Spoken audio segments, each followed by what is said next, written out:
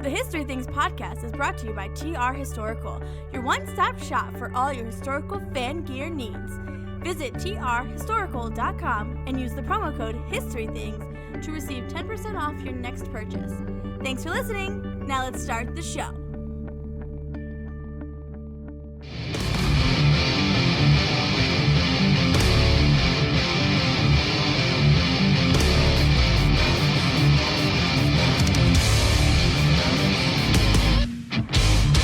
Are you ready?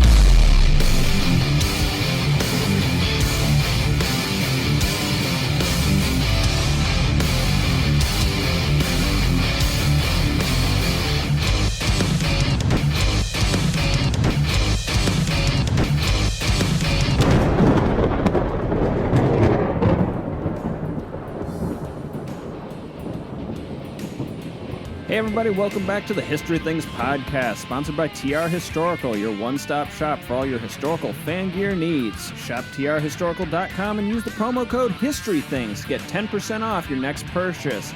I'm your host, Matt Borders, and joining me today, as every day, is my co-host, storyteller, musician, and now a new historical ranger. Let's go. Pat McGuire. Pat, what's going on, buddy? Oh, just excited to be here. Love doing this. Back to tell another big Civil War story. Excited to take a break from a long summer of hard work, sweating in the 18th century, which has been very new and exciting. As Matt alluded to in the opener there, lots of cool stuff going on. So if you want to know a little bit more about that, go back to our mid-year episode. There's been some big stuff going on behind the scenes in Matt and Pat Land. That's officially the name of our world, Matt and Pat Land. There you go.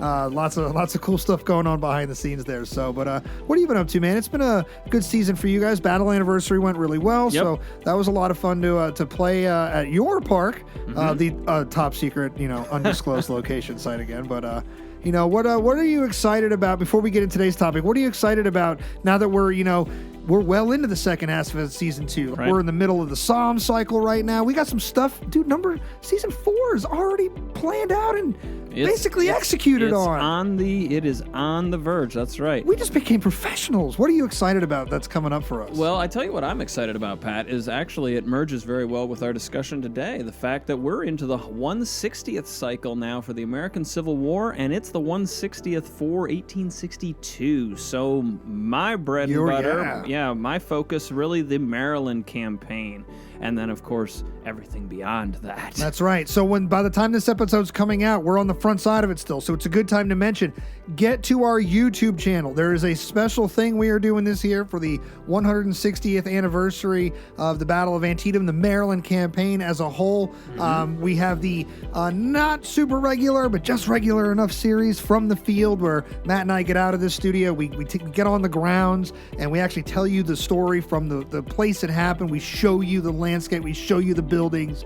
If you remember, we just partnered with Avery Lentz for Fredericksburg last season, and we took you to the streets and the heights and things like that. Well, we've done this before on the show, but we're going to revisit it now that we're a little bit more grown up, a little bit more polished, better produced, and we're very excited that it coincides with the 160th anniversary cycle. So look for Matt and myself and a few special guests along the way. That's right. In our Some faces you've seen before. That's right. In our From the Field series, which will come out concurrent with the Battle Anniversary series of dates. So hang out on our social media, guys, because Facebook, Instagram, and YouTube, there's going to be lots of that coming up to get you prepped for it. And I'm pumped for that too, man. The 160s. I'm very, very excited, but... Yeah, piggybacking off that, our guest today is actually someone we've had before, and we're excited to have him back. Anthony Trusso is a researcher and historian, and again, another one of those mystery rangers. Yeah, historical black ops. Don't talk about it. Don't talk about it. Just historical black ops. Burn the file. You don't exist anymore. Shh. Clandestine history. But we're bringing Anthony back to talk about yet another fight that we both know quite well and ties into the Maryland campaign. It precedes it by just a few days, by just a couple, less than 2 weeks. It's a table setter. Yeah, it is a table setter for the Maryland campaign, but it is, of course, the Second Battle of Bull Run or Second Manassas. That's right. So, Anthony, sir, congratulations, or I should say thank you for being back in the studio. No, congrats. Congrats on coming back. Congrats. Sure, You've yeah. survived the gauntlet. I'm back again. There you That's go. right. That's right. Not too many repeat guests here, so congrats. How's your season been treating you so far? I've done a lot of traveling. I've been yeah? able to check out some cool stuff. All right. Cooking a lot and just enjoying summer. Summer's a great time of year, and my birthday's cooking. in the summer. All right, ours too. So real quick, you're a summer guy, it sounds like. You like a good summer barbecue? Sure. All right, what are you cooking on the Trousseau grill? Burgers. Burgers? Attaboy. Not a hot Classic. dog. Not a hot dog fan. All right, Oh, see, okay. I'm a hot dog fan. I like hot dogs. Tell me about all right, what goes on your perfect burger? Ooh, Like before we even get to the history, we got to get to the important stuff. the food. What do you Either put on your American cheese or Swiss cheese? Okay. More American than Swiss. The holes are cool, but I like a good cheeseburger Yeah. with grilled onions Okay. Oh, interesting. All right. and Okay. nothing else. How do you cook it? Nothing else. Medium. All right, get a little bit of pink in it. Oh yeah. Keep a little bit of pink. All right. All right. If it's a rock on a bun, no thank you. All right. Correct. Yeah, I'm not Yeah. into hockey puck Yep. meat.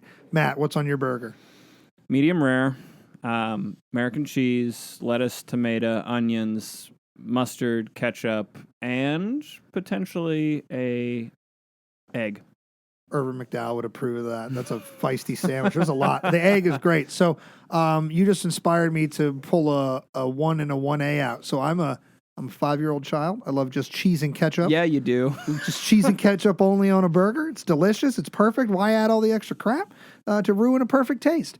Medium Yeah, well sometimes. yeah, A little bit of pink, sometimes a little more finish, but depends on where you're going. But I do love the breakfast burger, which is the same burger, cheese and ketchup only, but with a fried egg and 2 pieces of bacon. Mm-hmm. And it is delicious. So if you have not Bacon tried on that. bacon on a burger is excellent. That's always the best. All right, anyway, no more show. Thanks for talking summer with us here. Anthony Thanks. Trousseau is our It's good to resident be summer here. expert. Yeah. Thanks for coming back. Check out his blog, Summer Tips. Summer tips, Trousseau's yeah. Summer Tips. I got to create that. Yeah, you got There to you right go. now. You got to do that. So I'm excited though to have you back. But we talked first Manassas here at the show. We don't know if that episode's even come out yet by the time we're recording this, but who cares? Post production, we can do whatever we want.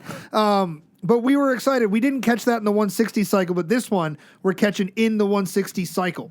As we're here to talk about it today, this episode is coming out on the 160th anniversary sequence of dates that the battle is being fought in. So that's pretty cool, and we're excited to have you back. You're seeing into the future. That's right. A little bit of that.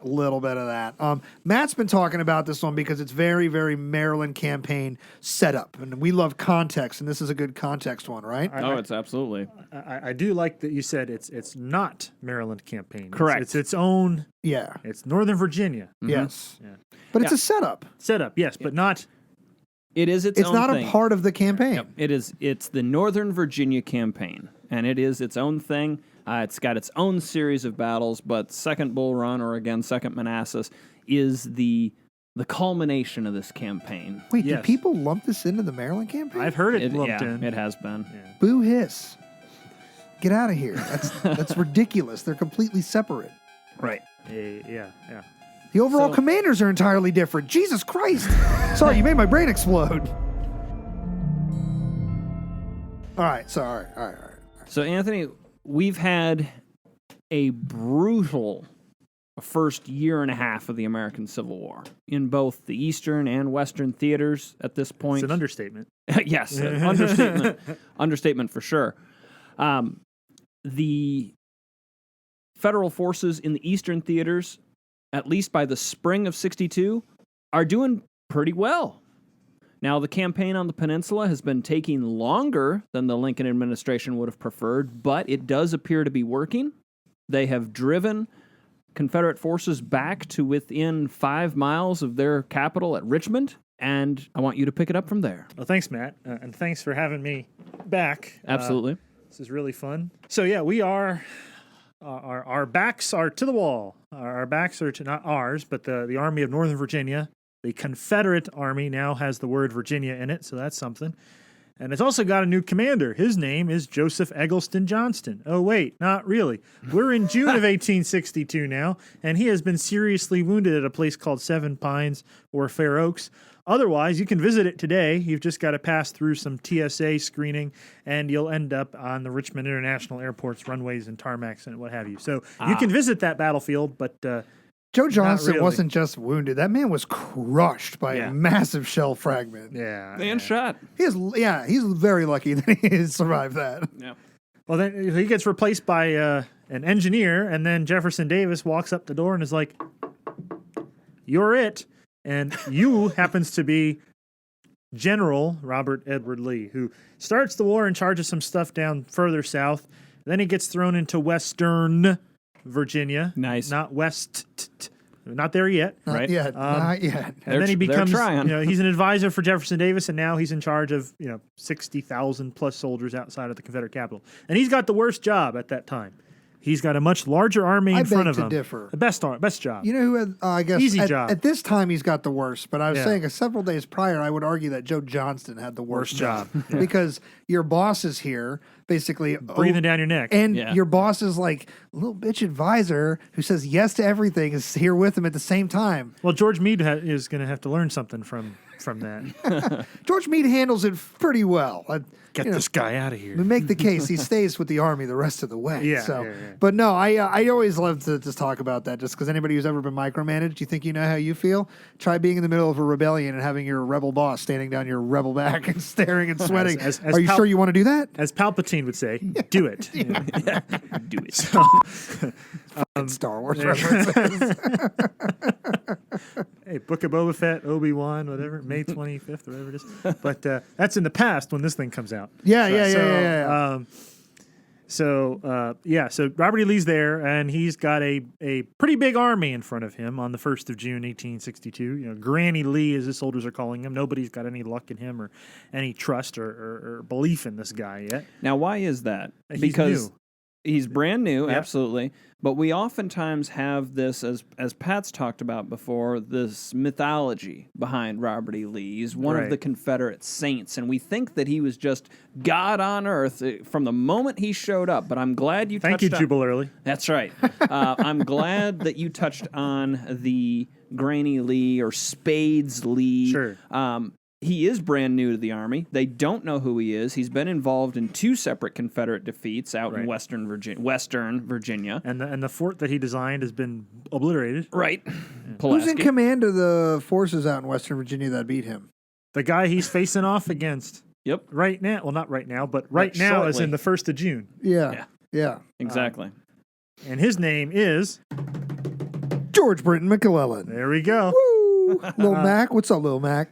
As you may recall from, or you may have not recalled from whenever the other episode comes out, McClellan replaces McDowell. So you got the 2 MCs, not MC. Well, one of them's hoping to be MC Hammer.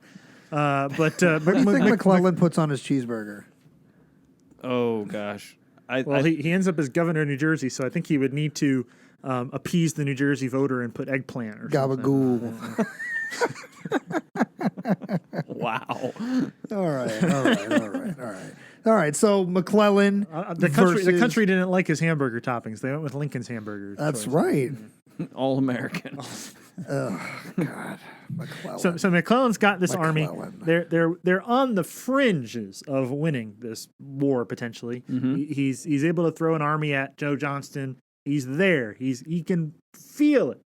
And then at the end of June and early July, Robert E. Lee decides, you know what? We're actually going to do something about this. He pulls in an independent command under Stonewall Jackson. He's got divisions, right? His army's not wings yet or corps yet. It's divisions at this point. He's facing off against an army that is actually in corps, divided up. He sees McClellan beginning to pull back, and he decides, let's go after the rear guard. So this is what's called the 7 days. It's Robert E. Lee against Fitz-John Porter, 5th Corps of the Army of the Potomac.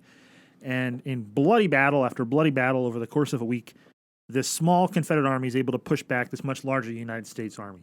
And in principle, Abraham Lincoln hates this because he sent this army down there to win and capture the Confederate capital. It got to within 5 miles, and now it's going in the opposite direction.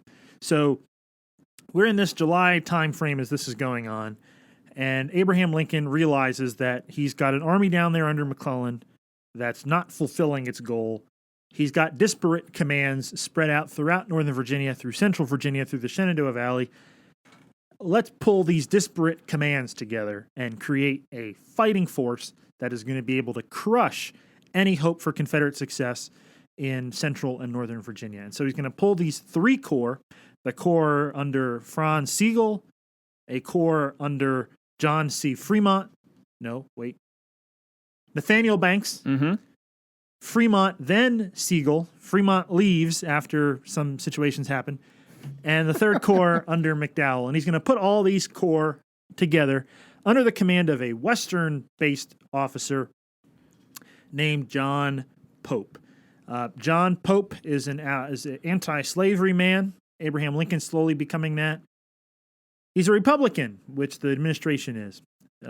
McClellan is not. He's anti-administration. He's anti-Lincoln. So Pope, aligning with the administration's plan and belief, the hope is maybe this guy's actually, unlike McClellan, largely around Richmond, he's actually won battles and he's actually taken over land along the Mississippi River. Right. But what's that? That's the Western theater. But it's where Lincoln eyes the West, he eyes Pope, and he pulls him in. Right. And much like McClellan had been brought in after a string of victories, minor victories, but victories nonetheless in Western Virginia, Pope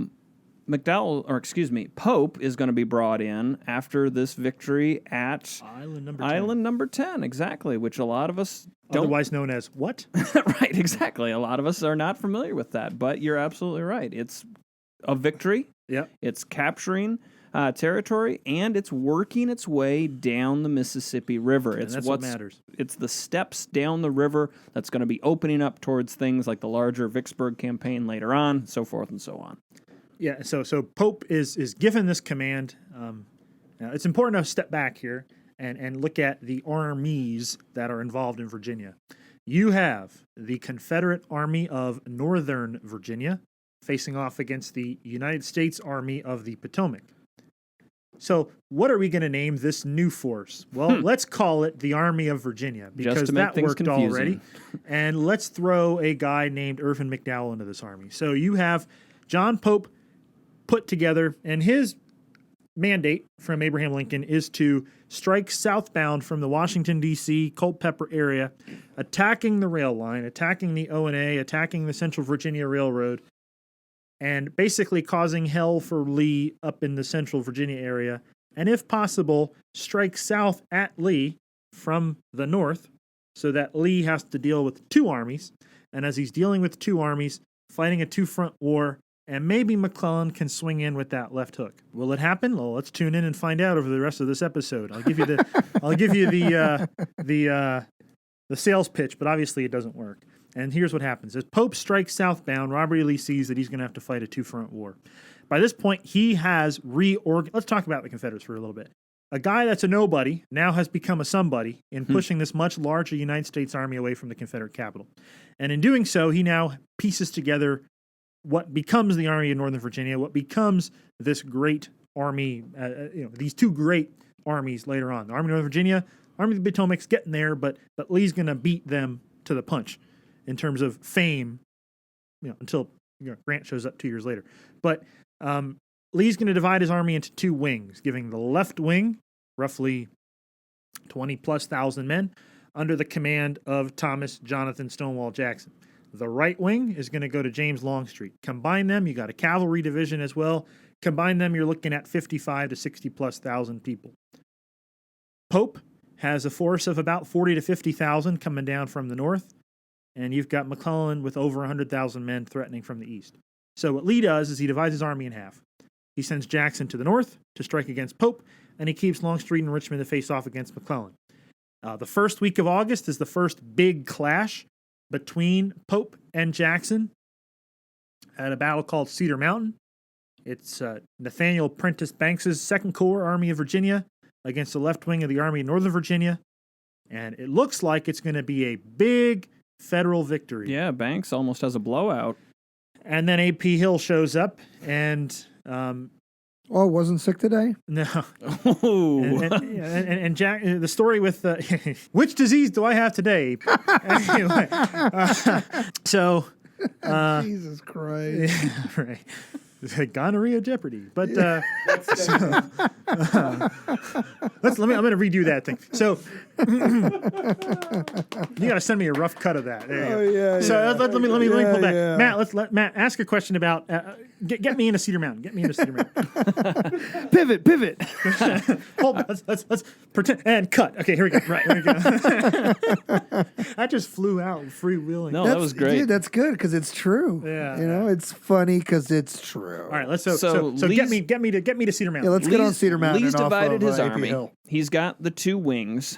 So Longstreet is remaining around the Confederate capital to face off against the Army of the Potomac, which has fallen back to Harrison's Landing. Yes. The other half under Jackson is now moving north. And it would be this half of the Confederate Army that we're going to see open what's known as the Northern Virginia Campaign. And the first major clash in that campaign is Cedar Mountain, also sometimes known as Slaughter Mountain, fought on my birthday, August 9th, 1862. And I am not that old. You are that old. Yeah, I like that you preempted that, but you are that old. Thanks. Well, happy birthday, Thank August 9th. Yeah. Missed it, obviously, when this thing is coming. Oh, yeah. And we've predated it when it's being recorded. So That's right. At some point, you'll hear happy birthday on August 9th. Yeah, at some But point. August, it looks like it's going to be a resounding federal victory in Nathaniel Banks's corps against Jackson. And Damn then, near a blowout. Yeah, and then up came Hill, and he's able to push Banks back, and it turns into a Confederate blowout, in which case Banks is forced back and Pope is forced back. And in big picture terms, what it shows is that to the federal war effort, having two disparate commands many, many miles apart is not a proper way to fight a war. And so Abraham Lincoln's going to go to McClellan and say, hey, get back to Washington, and let's combine with Pope. Now, let's rewind a little bit and talk about this difference between Pope and McClellan a little bit. Pope had been victorious out west. He comes east. He reluctantly is assuming command of this army. He writes about it in his memoirs. He has a conversation with Stanton. He's like, I don't know, but all right, let's do it. And he comes out with this order to his army, in which he basically says, new boss, new employees. These employees are getting a new boss. And here's the first thing he tells them. It's like, out west, we're used to seeing the rear of our enemies. You guys aren't. You are all caught up on studying your lines of retreat. Let's study our enemy's lines of retreat and our enemy's lines of supply. Defeat and despair is in the rear. Victory and fame is in the front. And in layman's terms, he's telling these guys, you all suck. And I'm here to save you all. Stop whining. Yeah, right. I'm here to save you all. Order number one. Order number two, we think of Sherman and Sheridan as total war. Let's throw Pope into this. Good. John Pope says, let's eat and destroy the land, and we are here to completely change the nature of war. And the people in Virginia don't like that, but here's your change of total war, even before the likes of, the burning and scorched earth and Atlanta and all that. So John Pope kicks off this move towards total war that Lee and Early and McCausland are going to take up, and then Sheridan and Sherman make it famous. So John Pope, here you are, total war, and telling your army that they suck. And that doesn't go over well on either side of the Mason-Dixon. No way. But that's this nation. You're bringing a new guy in. Let's change the whole outlook of what we're going to do, and maybe it'll work. And that's what Lincoln is staking. Guy that's more aligned with the administration, guy more in line with his war effort, war aim. Let's do it. Let's try it. See what happens. And so far, it's done nothing but not good. McClellan is ordered up to Washington. He's told this, and he waits about 10 days, and then he follows the order. Again, McClellan and Pope are going to fight it's going to be Miss America pageant on steroids, or prom king, or high school drama. These two guys hate each other, and they're both competing for the same job. Only one of them can get it, and there's only one boss. There's only one judge, and that's Abraham Lincoln. McClellan writes home to his wife saying that I'm going to teach this young kid a thing or two about the art of war. So McClellan stalls for nearly 10 days after receiving the order to return to Washington before he actually puts his men on ships, and they sail northbound. Now let's turn to the Confederate war effort. Wait, why? Yeah. Why not? If the other guy doesn't get all the credit. I'm George McClellan. I'm not going to help him. I'm going to stall out as much as I can to make sure he doesn't get victory, he doesn't get fame. I'm the one here to, as he says later on, I'm it, not him. How do you explain that to your boss? I know that personally McClellan probably doesn't care, but I feel like you have to. Like, what's the rationale? Why wait 10 days? Well, that's what's going to come back to haunt him when it comes to the trials and the discussions with the Joint Committee on the Conduct of the War, which we'll see in November and December of 62. And also, of course, not to jump too far ahead here, but Porter's court-martial. All right. Just it begs the absolutely. question, why, dude? 10 days is a lot of time. Again, there's high school drama. There's high school drama. It's like, oh, yeah, he gets to do the fun. Oh, I'm not going to make sure he gets all the fun until I'm part of it. And McClellan is hoping, really till almost the very end, to re-engage his campaign on the peninsula. Yep. He does not want to leave the peninsula. I wouldn't either. You're that close to the finish line. Yeah. He is in an extremely secure position at Harrison's Landing. Longstreet can dance out there all he wants, but he's not breaking in. The Army's concentrated there. Dude is literally on the goal line. He's not even in the red zone. He's literally first and goal, third and goal. Like, keep him there. Keep him playing. Well, and that is McClellan's argument. I'm here. I'm on the verge. Let me do it. I've got the Army. Let's go. And so that's one of the reasons he will delay. That's also, I believe, that's one of the excuses, for lack of a better term, that he would come up later on. It's the second time on record I have found myself being in McClellan's corner. What is happening to me? I was in his corner when he gets inevitably fired for good. Essentially his plan is working. Yep. Mm-hmm. Like, it's actually, like, dude, you're seeing it happen. Why are you firing me? The thing I said is happening. Yep. But, so, we did that when we did Maryland campaign in season 1, and I was like, God, we're like McClellan haters that are defending McClellan right now. And, here I am, season 3, still at it, apparently. I guess I just like Little Mac. Well, it's like people that hate Burnside. I mean, he's actually good. Right, yeah, He's an independent commander. So this, I would make the case just like McClellan, dude. Like, if we're talking June 1st, my guys are close enough to hear the church bells ringing in the city. Let me stay here. Yeah, let me stay right where I am. Even if I got pushed back a couple miles, I'm still down here, dude. Yeah, we're not fighting down the outskirts of D.C., Washington City. We're not fighting around Northern Virginia. I'm on the verge of the south of the capital. James. Right. Like, we are here, bro. He said bro, for the record. I'm glad that you mentioned, and I apologize for getting so far afield, Anthony, but I'm glad that you mentioned, Pat, the south of the James, because years later, during the Overland campaign, when Grant moves south of the James, there are officers in the Army of the Potomac writing that we now see the genius of McClellan's plan. Yep. So... it's the artillery officer specifically. Wainwright. He hates everybody, but he was a big McClellan It's guy. like, just got to give due where, it's due. And shit, he was right. But no, I always wonder, why? If you've gained that much, why abandon it all to bail out a smaller force, fighting a smaller force? Right. So anyway, but that's what happens. McClellan's moving 10 days later. He's moving. Yep. All right. Yep. So as he's hopping on the ships, so let's leave our Caped Crusader for a minute and return to Richmond. Robert E. Lee takes command of the Confederate Army in Northern Virginia on the 1st of June, 1862. In 1 month, he's able to push an army 2 to 3 times his size away.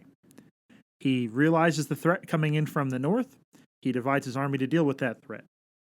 He sees now, he judges correctly, that as McClellan leaves, Richmond is no longer, nobody poses a threat to Richmond. And so Robert E. Lee is going to make the decision, a huge decision as far as the war goes for the next 2 years, to leave the defenses of the Confederate capital, largely leave it, keep some in there, but largely leave it. Yeah, he's got one division there. George Pickett. Yep. Yeah. And he takes that and he throws them north. And he's going to combine these 2 wings at Gordonsville on the 14th and 15th of August, 1862. Now, it's very important because this is the first campaign, the first military maneuvering, the first military really anything that Robert E. Lee does with the Army of Northern Virginia. This is his first campaign from start to finish where it's his baby completely.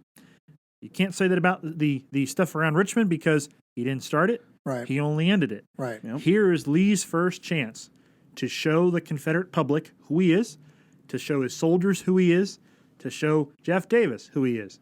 Because he's able to now, this is his audition. Well, he sort of auditioned with the stuff around Richmond, but this is it from start to finish. I mean, you have the This is keys his now. Yeah. Like you're in not the just driver's steering. seat. No, you you're are it. foot on the gas. This is your show, Bubby. Right. And this is the first time that the Confederate Army is going to use wings. So here's the test of the wing system. Is it gonna succeed? Is it gonna fail? Up to this point, it's been a whole bunch of independent people and a whole bunch of divisions. Now it's now streamlining the command process. It's Lee to one guy and Lee to another guy, and then they can figure it all out themselves. Right. No longer micromanaging this thing. This is really the growing up period for the Army of Northern Virginia. Mm-hmm. It is. And it's the chance to see, will it succeed or will it fail? And there are some growing pains during this period as well. I'm sure. A lot of people think they should be in command. Yeah. A lot of logistical weirdness. Yep.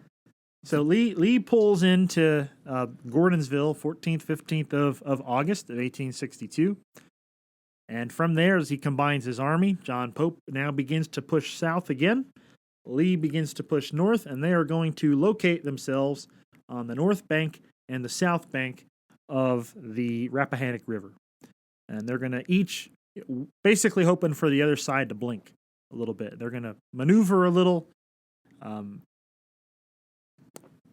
John Pope is going to strike a jackpot at some point during this because he is going to secure Robert E. Lee's papers. He's going to take in all these letters. He's going to get a whole bunch of Confederate supplies where he finds out the plan that Lee has.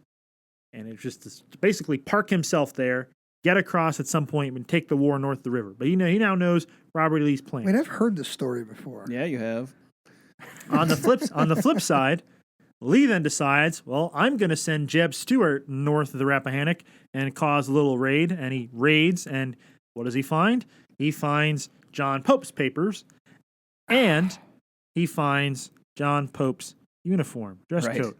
and Pope had taken Jeb Stuart's a hat, I believe it is. Mm-hmm. And so they basically have an argument saying, hey, I'll take my hat back if I'll give you your suit back, your uniform back if I can get my hat back. But the moral of the story here is that both sides realize that each other's plans. Yep. And They're it's reading each other's mail. Do they get each other's clothes back? Does Jeb get his hat I back? forget that. I'm not sure.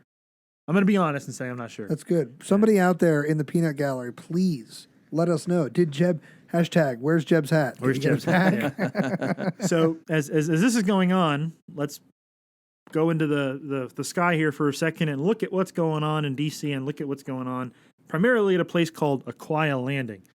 And it's there that men of the Army of the Potomac are beginning to get off the ships, and some of them are making their way to Pope at the Rappahannock River. And that's going to look like the entire 3rd Corps, Army of the Potomac, Excellent. the 5th Corps, Army of the Potomac, Porter. and the 9th Corps, Army of the Potomac. Burnside. Reno. He's not dead yet, Matt. Oh, yeah. My apologies. We're in front of your story right now. We're usually doing your story in aftermath. We're still on the front side of it. That's my fault. Reno is rolling I'm- over in his grave I'm now. embarrassed. Reno's I'm like, embarrassed what about did you say, Matt? that. Yeah, I'm embarrassed by that. I apologize. He said, why, Matt? From so- the afterlife, why? So to look, let's look at Pope's army now. So as Pope's on the north bank of the Rappahannock River, he's got this is just like First Manassas all over again. What movie is that? It's like First Manassas all over again. Except now the tables are turned here. It's not the Confederate Army that is a combination. It is the United States Army that is a combination. You've got the Army of Virginia, which is Pope's baby now, which is the whole entity. You've got Franz Siegel's 1st Corps, Army of Virginia. You've got 3rd Corps, Army of Virginia, commanded by McDowell. You've got Banks's Corps, which isn't going to see combat at Bull Run. You've got 5th Corps Army of the Potomac, you've got 3rd Corps Army of the Potomac, and you've got 9th Corps Army of the Potomac, plus some cavalry mixed in. To preempt anybody who's saying it, the 2nd Corps Army of the Potomac, like Irish Brigade and all those people, yeah, they aren't present at Manassas. You just keep that in mind. Yeah. They're on the verge of showing up, but we'll get into that in a minute. But Pope's army at the Rappahannock is a combination of his own, 2 corps from it, and the Army of the Potomac, a couple corps from that. Piece that together, 60,000+ men. I just realized those are the reinforcements or the troops McClellan's complaining about that are peeled off from him and sent north. And in his letters, he's like, but why? I need these men for me. Yeah. This is them. So we're now looking at the 3rd week of August. Lee's looking on the other bank of the Rappahannock, and he knows something's up. He knows that Pope is getting reinforced. And he fears that if these two armies come together, that's over 120, 130,000 people. He's got 50, 60,000 at most. If this happens, this isn't a two-front war. This is 3 football stadiums coming straight at him. And so that obviously can't happen. That won't look good for him. That won't look good for the Confederate war effort. And very potentially, maybe Richmond lost completely. So Lee, can't do that. Lee, Longstreet, and Jackson meet up in Jeffersonton, Virginia, and they come up with a plan. Longstreet's going to keep up appearances south of the Rappahannock River, and he's going to send Jackson on a daring flank march around the rear of John Pope's Union Army in an effort to cut off their supplies, and the supplies being the Orange and Alexandria Railroad. Cut the O&A, get behind Pope. So part number 1, cut off the supplies. Part number 2, then combine both wings of the Confederate Army. And plan number 3, fight a huge battle when it's convenient to Robert E. Lee. Lee is only concerned about himself. He doesn't want to fight on Pope's plan. He wants to fight on his own standards. Okay, on August 25th of 1862, Stonewall Jackson and his men make this march. It's going to turn into a 50-plus mile march in 30-some hours. He's got 24,000 people. It is not difficult to hide 25,000 people, or is it? John Pope has scouts out there telling him, yoo-hoo, there's people out here. Right. But John Pope's not going to fully buy into that. And he misinterprets it. He misinterprets that. Yep. So Jackson's able to get around the rear of the army.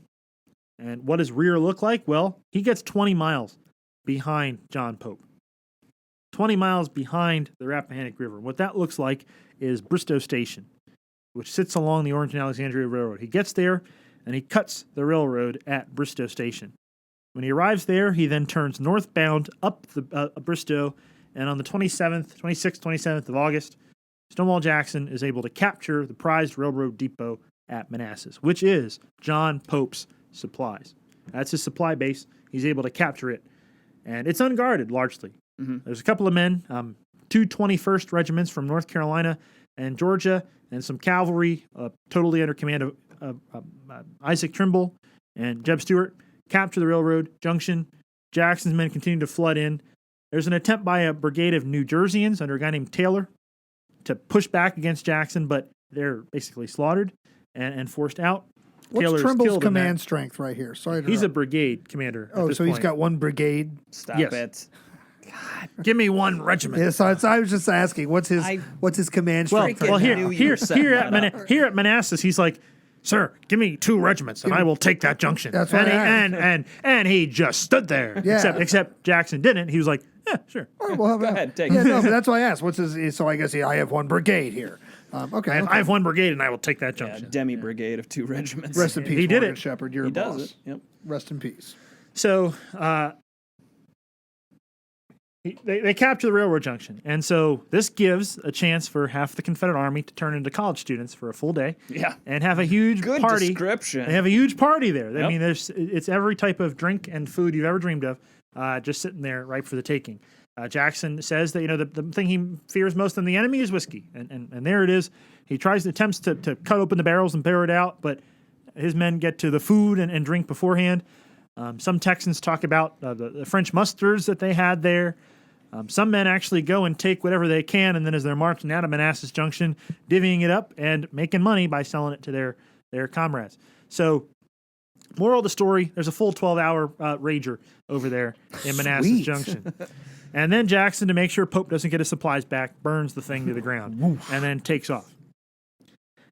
Yeah, there's accounts of Confederate troops trying to carry out as much as they can and being not distraught, but annoyed that they have to burn so much. Yeah. So what does John Pope do?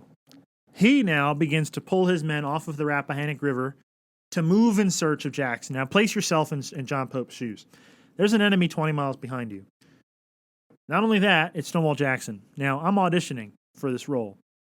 There is a half the Confederate Army sitting there somewhere. What's the best thing to do? Take him out. Right. I'll get the job. Lincoln will notice me, maybe. So Pope's pulling off the river to move in search of Jackson. What was Lee's plan again? Get the United States Army off the river. Right. Check. Second part, combine. As Pope's moving in search of Jackson, Longstreet moves off the river and is going to move in the same footsteps as Jackson, making that circuitous flank march, although he has a little bit more time than Jackson's quick movement. Morning of the 27th, early 28th, you've got John Pope's army trying to find Stonewall Jackson. They arrive at Manassas Junction and find what? Burned wreckage and nobody there. So Jackson now has to move in search of, Pope is now moving in search of where Stonewall Jackson is. So Pope hears rumors that Stonewall Jackson is in Centerville, which is the next town up from Manassas area. And so on the Warrenton Turnpike, modern-day Route 29, you have a division of the United States Army, 3rd Corps, Army of Virginia, commanded by Rufus King. Rufus King has 4 brigades under his command. The brigades of John P. Hatch, 2nd Brigade under Abner Doubleday, 3rd Brigade under Marsena Patrick, and the 4th Brigade under a guy named John Gibbon. There are a couple artillery batteries attached to that division, but on the whole, this is about 6,000+ men. Of that strength, maybe 500 have actually pulled a trigger before. Okay. His 4 brigade commanders have never been in combat, and Rufus King is prone to having epileptic seizures. Mm-hmm. It's getting dark as they're moving eastbound on the Warrenton Turnpike. Wait, Doubleday's never been in combat? Never led in combat. Oh, wait, wasn't he in command at Sumter technically? I guess you could say that, yeah. But I mean, he never led in a on the field. That's more Major Anderson's gig down there than Doubleday's. Sure, I was just I'm saying he being never that guy. Yeah, he's never led in a stand up fight. Okay, let's go with that. Cool. Yeah. So he also didn't invent baseball, for the record. A rant for another day. Listen to the first Manassas episode for more on that. Every time he gets mentioned, I say it. His men are about to have their first pitches of the war handed out to them. Ooh, there you go. Look at that. So, well done. There you go. So they're moving eastbound on Route 29, or Warrenton Turnpike. 10 miles away, you have another division of this 3rd Corps under a man named James B. Ricketts, who is trying to block an entire wing of the Confederate Army, trying to punch through the mountains, a place called Thoroughfare Gap. Yep. Ricketts pulls off of that, which opens the gate for Robert E. Lee to come through. More on that in a second. 10 miles away, you have King moving eastbound. As he's moving eastbound, he's recovering from an epileptic seizure at the wrong possible time. Because just north of the road, about a quarter mile, is half the Confederate Army. Now, Jackson had been in the area the year before, so he knew it was around. And after he burned Manassas Junction, he heads to the area of what's called Stony Ridge, and behind the cuts and fills of an unfinished railroad. Yes, folks, Gettysburg is not the only place with an unfinished railroad. Don't say that. I'm sorry. You don't shatter everybody's reality. Only Gettysburg. What are you doing? I have no idea. Yeah. Did I touch something? Yeah, you did. You got to tighten it here. So lift it back up. Other one. This one. Parker. Yeah, Parker's got you. Parker to the rescue. There we go. Got it. Is that Got it? it? I think you're good. There we go. Make Okay. sure it's tight. There we go. There you go. So, Gettysburg is not the only place with an unfinished See, railroad. you talk smack about Gettysburg, and the Civil gods of War technology gods crushed your mic stand. So, You will be smoked. smoked by Smoted. John Gibbon's coming for me. But John Gibbon comes for everyone. yeah. He's the Pale Rider. He comes for thee. He is. So well, John Gibbon's about to get a rude awakening on the evening of August 28th, All right. 1862. Jackson, sitting there off the road, has heard rumors then of a federal force moving down the Warrenton Turnpike right in front of him. He goes out to investigate, and some soldiers in this column, primarily a commander of one of the brigades, Admiral Doubleday, writes afterwards that he noticed that there was some figure just off of the road, as he calls it, within easy musket range of the road. Who cares? Because the Confederates are 6 miles away. There happens to be a farm there, so maybe it's a farmer out for a nice midnight stroll or 6 o'clock stroll, or early evening stroll. And they keep moving down the street. Jackson rides back, and as his men say, he was pointing all over the place, and he says, "Gentlemen, bring out your men." The men he's talking about is half the Confederate Army. And he's going to lead off with, batting first, firing upon Doubleday's command, is going to be artillery. And he's going to throw some artillery out there, firing at the road. It's called the area around the Bronner Farm. Okay. And there's a woodlot there that hides about 2 brigades of King's division. So Jackson's men are able to fire at the front brigade under Hatch near Groveton, the village of Groveton, and Marsena Patrick's brigade back at the intersection of the Warrenton Turnpike and Pageland Lane. So The middle 2 are hidden by fire. Right. And for those of you kind of keeping watch on the various names we're throwing out here, Bronner Farm is probably the better known name for this fight, but it's also known as the Battle of Groveton. That's right. We do see a number of regimental histories from this period referring to the Battle of Groveton. So if you're ever doing your Second Bull Run, Second Manassas research and see that name pop up, they're talking about Bronner Farm. Boom. The more you know. Do. The reading rainbow. LeVar Burton. What a guy. We should get him on the show just to tell us about everything. I can go anywhere. Just have him read us books.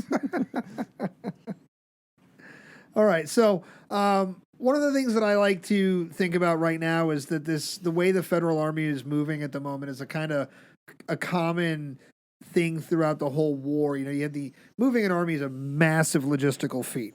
Yes. Like moving an army is a big deal. So oftentimes we hear about the army spreading out like fingers, and it's on these reasons for that, these known roads, and they're always seemingly traveling parallel. They do this in the Maryland campaign. They do this in the Gettysburg campaign. Here they're walking down a series of parallel roads. And I always like to just kind of point that out, that there is what's going on here?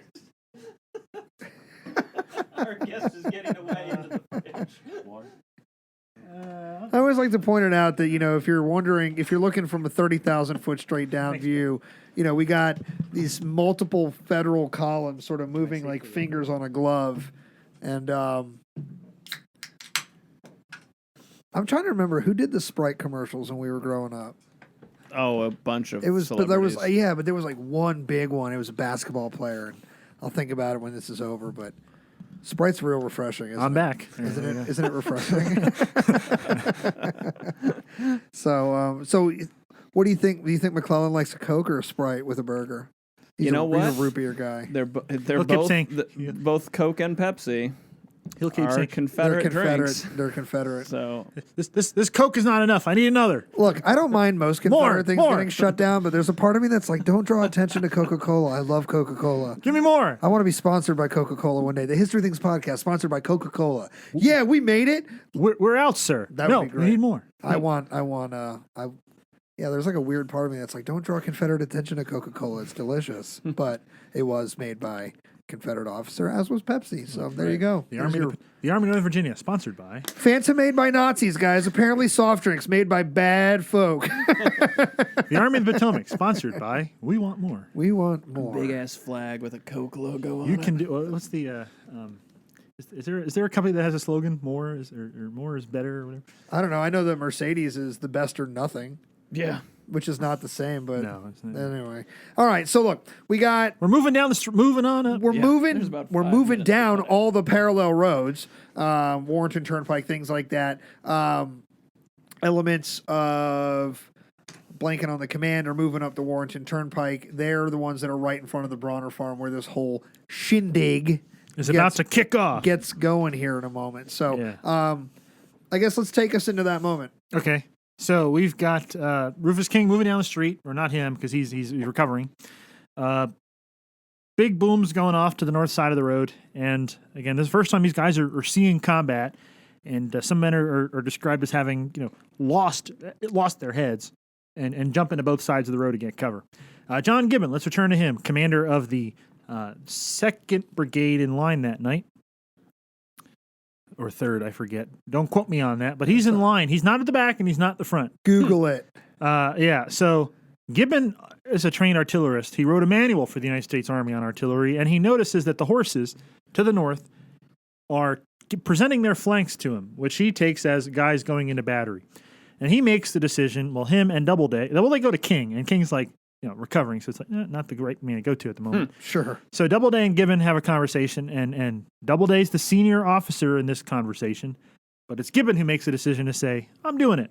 Just do it. And he does. He sends the only veteran unit on the street that night, the 2nd Wisconsin, 500 strong, commanded by Colonel Edgar O'Connor.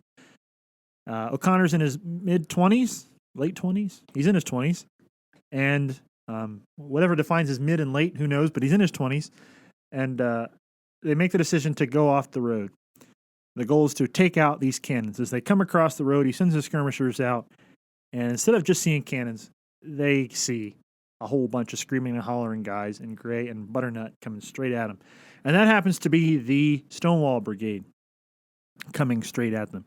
About 800 or so strong, commanded by Colonel William Baylor. Also in his late 20s, early 30s at this point. Baylor only has about 48 hours to live at this point for something else we'll talk about in a little bit, but there's some dun-dun-dun. Well, you'll have to listen to the rest of the episode to find out what happens to Baylor. I love your drama. You're just so dramatic. Baylor's coming out of the woods, 800 strong. 800 is still bigger than 500, and the 2nd Wisconsin is overlapped, so they fall back. And John Gibbon notices this, and he acts, again, sending another regiment, the 6th Wisconsin, into the fray, and they take up near the area of Groveton. He then sends the 7th Wisconsin to the immediate right flank of the 2nd Wisconsin, and then he sends the 19th Indiana to the left side of the 2nd Wisconsin. Sounds like you're building an Iron Brigade.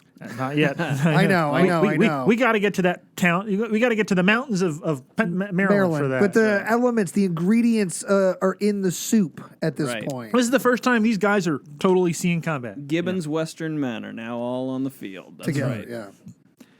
And but there is a gap between the 7th Wisconsin and the 6th Wisconsin, and it's into that gap that New Yorkers and Pennsylvanians under Doubleday fill in. So all told, from left to right, Indiana to Wisconsin, New York, PA, and then Wisconsin, helped out by a battery of cannons commanded by Campbell. Yeah. Joe Campbell. What's in front of them? The Stonewall Brigade, North Carolinians, Georgians, Virginians, all coming straight at him. Jackson has 23, 24, 25,000 men, half the Confederate Army. His goal that night is to kill every damn soldier on that road. So it's not a ground game he's playing. It's reduction in numbers game. Well, think about this. He has half the Confederate Army. Right. He knows they're looking for him. He has brought on this fight. Right. Lee is 10 miles away. He can make a decision. These guys can either prance in front of him. Remember, the goal is to combine. If he attacks, he puts a big bullseye on himself. If he doesn't attack, they can walk by, you can combine, but you may have missed your best opportunity to take out these Federal soldiers. So Jackson makes a decision, I'm going to attack. His men are stretched out. They're not preparing to fight. They're hungover. They're tired. They want to rest. He's got 25,000 people. There's 7,000 on the road. Instead of sending all 25,000, as one of his staff officers says, that he's running erratically all over the place, doing the job of a captain or a major or an aide, trying to push people forward. He's not making effective use of his staff. He's got his medical director doing the job of a courier. He's got everybody doing stuff they're not, on paper supposed to be doing. Right. So he's not prepared to go into this. Right. The Stonewall Jackson is not fighting his best battle at Bronner Farm. Wait, don't say that. I know. Don't say it. Well, this is not his finest hour. You can say it. And this fight that is popping off right now, Pat, you actually have one of the best descriptions I've ever had for this one. Yeah, I love this. This is a heavyweight fight. You know, I say this all the time when I describe this.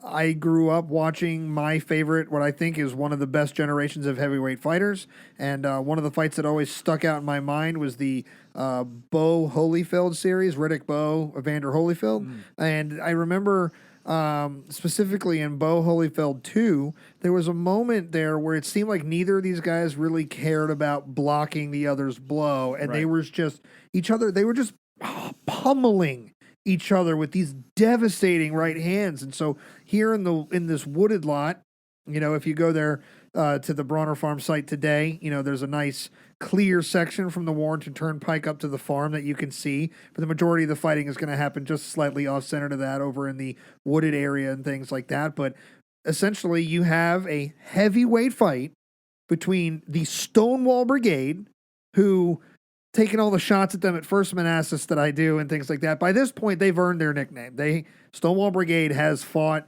They have been through some of the worst of the war at this point, and they've, you know, got a bunch of black eyes, but they're still swinging, and they're swinging mightily, and they're up against a unit that in a few short weeks is literally going to become the Iron Brigade. You know, I made that joke. The ingredients are in the soup. Sounds like you're building an Iron Brigade, but listen to the regiments that Anthony just threw out there. They are the Iron Brigade, and these guys might be getting blooded right now for the first time, but these guys aren't sissy pantses. Yeah, no. This isn't the experience Stonewall Jackson thinks he's going to have right here. These guys, I imagine, and this is the way I describe it, is that when the Stonewall Brigade goes into the woods, they are going with their physical skill, but I think they are aware of their reputation, that people will bow and flee before the might of the Stonewall Brigade. And basically, they don't move. The 2B Iron Brigade's like, yeah, don't care.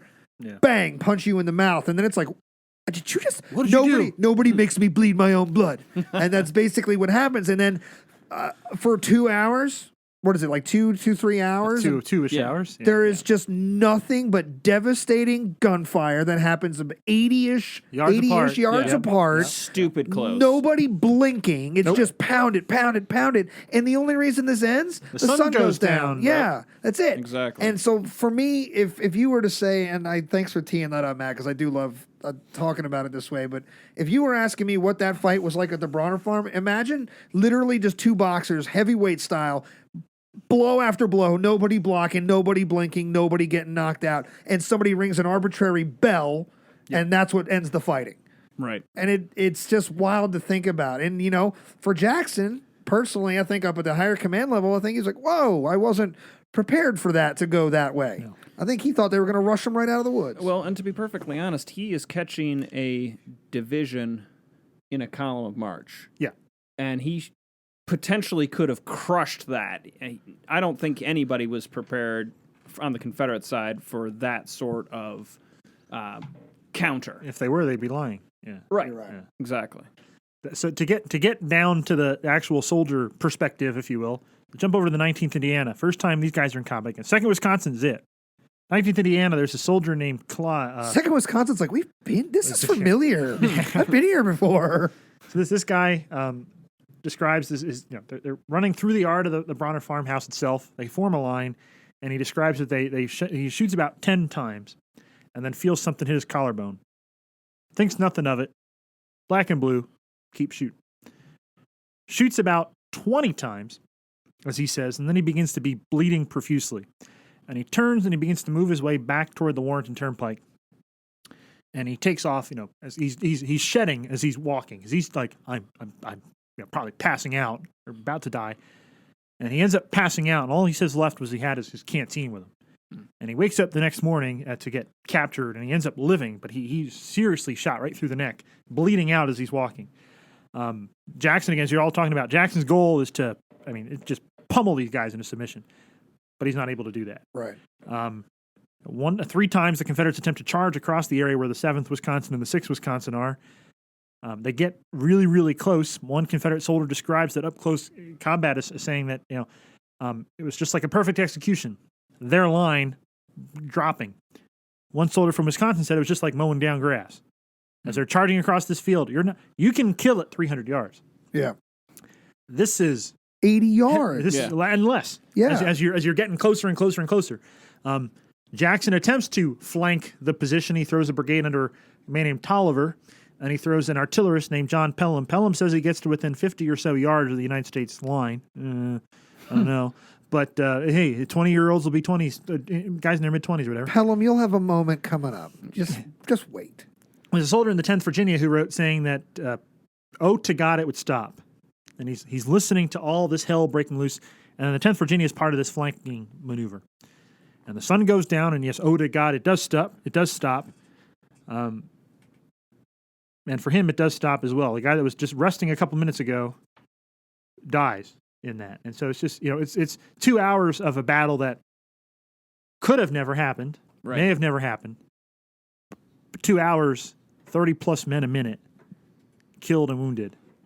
Just lives going out like tapers in the wind for 2 hours. That's evocative. They're just, it's a battle that could have never happened. The sun was going down, dinner time. Mm-hmm. You're throwing men at each other. I mean, just hell on earth for that amount of time. And that's only night number one. Yeah, this isn't even the big show, technically. No. But, I mean, it's I got into Civil War world as a kid. Again, if you listen to the first Manassas episode, I don't know if that has come out yet or not, but if you listen to the first Manassas episode, you'll hear I Trip to Gettysburg did it. But another thing is, I like video games and origin story. Yeah, dun, dun, dun. Yeah, that's going to be Obi-Wan, Book of Boba Fett. I'm going to be on Disney Plus in about 2 weeks. Damn you! But more Star Wars. But I got into computer games and video games, computer games, all that stuff. But there's this one computer game that I played growing up called Take Command Second Manassas, and the demo version of it, the free before they entice you to buy it. And we can talk about the use or not use of video games history, wargaming, and all that. I think it's a cool way to see it. Definitely the Total War series, but this game, your demo version is the Battle of Bronner Farm, and you are John Gibbon. And there's different versions of it that play out, but to play that as my into Manassas or into Civil War, it's real time. So you're playing it in seconds. You got to move the regiments all over the place. You got little figure, the regimental line. It's really neat. I for one love maneuvers and tactics and cool the broad stuff. But the broad stuff is important. But I got into the Civil War through tactics and the ground floor. And to me, nothing in any battle of the entire war, Gettysburg, 20th Maine, cool. Antietam, the cornfield, awesome. Chickamauga, Snodgrass Hill, pick a battle. To me, nothing beats, at the tactical level, the fighting on August 28th, 1862 on the Bronner Farm. I'm fascinated by that as well. I got two things real quick before we sort of move on here. First and foremost, I love historical video games as well. I do have one problem with them, and I'll sort of let you in on it right now. I don't like the games that give you the option to have it turn out differently. I think that's a perversion of history because, like, this is what I like about Battlefield 1, right? Well, you and I, Matt, we play this a lot. Anthony, have you played Battlefield 1? Oh, yeah. So the missions are objective based. It's like, what you're doing isn't necessarily affecting a whole campaign. Because, like, for instance, I'll go to the Gallipoli portion, right? Where you're basically just making sure an artillery bombardment during the evacuation goes off, right? No matter what, your character dies at the end of that. You either die continuously failing your mission, or you succeed in the mission and your guy ends up getting crushed in the, pin your guns on me kind of thing. Use me. And so I like that because no matter what, the outcome is the outcome that happened in reality. Yeah. I don't like games like there's one that's about to come out right now that's like it's like Antietam based. I don't know if it's Antietam directly based. It might be the whole war. But one of the pitches I saw was like fight as the blue or gray. Make things like you could change the outcomes. And I'm like, well, at that point, you're either going to do one of two things. You're going to either short sell it and not consider what, let's say the Confederacy won the war. You're not going to, get into a larger conversation about what those century and a half plus effects could have been like. Sure. So that's a disservice right away. Or you're going to get into that in a perverted way, not sexually if you're confused by my use of that word, but like you're going to have, like this is an opportunity for the lost cause to flourish in another way and things like that. And so That's my only beef with certain historical video games is that sometimes they leave too much open to interpretation that isn't appropriate to interpret. Like, you can't make a Civil War game where the South has the option of winning the war. They don't win the war. And now with that game though, it gives you it puts you in the you are, I don't know, one mission is you are Stonewall Jackson at Cedar Mountain, and it gives you you've got to, it'll tell you hold this spot or hold that spot, which is historically what you were doing, and then it doesn't change it. It gives you the option, change history, but at the same time, it's like fight it as sure. You've got the people who will go into and be like, this guy lost. Oh, I'm going to do it the other way. Or is the other person's like, let's see how long I can hold off against right, the entirety of half the Confederate Army. That's just a weird thing that my brain does because I'm like, if they're because they're always billed as semi-educational, right? Even like the Call of Duty games at first were like, the History Channel Civil War games. Yeah. Oh yeah. A Gatling gun at Fredericksburg. Yeah. Jesus. Wow. Also, you could fire a musket every 5 seconds. Yeah. Like, wow. What a rate of fire. But no, so that's the other thing. And then jumping back more into our story to move it along, like what an opening act. We mentioned that this isn't even the main event, to tie things to my musical past, right? We haven't even gone to the headliner part of this show yet. No. Yeah, you've got a killer opener. Our opening band just blitzed everybody off the stage. Killer opener, Matt. I love what you did there. That was very good. Is it my turn to groan?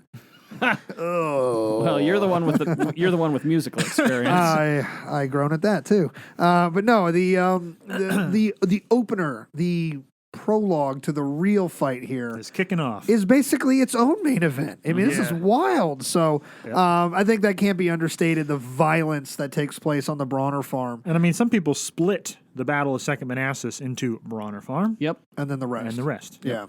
I'm not sure that's appropriate, but I understand why they do it, though. I mean, to compartmentalize the seriousness of it, it makes sense. But certainly. It is not a separate. It's a continuation. Yeah, it's a continuation. They're going to wake up and everybody's in the same spot. Oh, you're still here! Bang, bang, bang, bang, bang, bang. So let's get into the nighttime. So let's do that. Jackson pulls back, realizing that I didn't actually defeat them all, but hey, I drew them into a fight. Rufus King, when he finally recovers, brings his brigadiers together and has a council of war and figures out, well, what are we going to do? Do we stay up here or do we pull back to Manassas Junction where John Pope is? And believe it or not, there was a visitor that night on the United States Army's side, and his name was John Reynolds. John Reynolds was in the area. He rode up to figure out what was going on. He spoke with Gibbon. So Franz Siegel's First Corps is only a mere couple miles away. John Pope can hear all the shooting in Manassas Junction.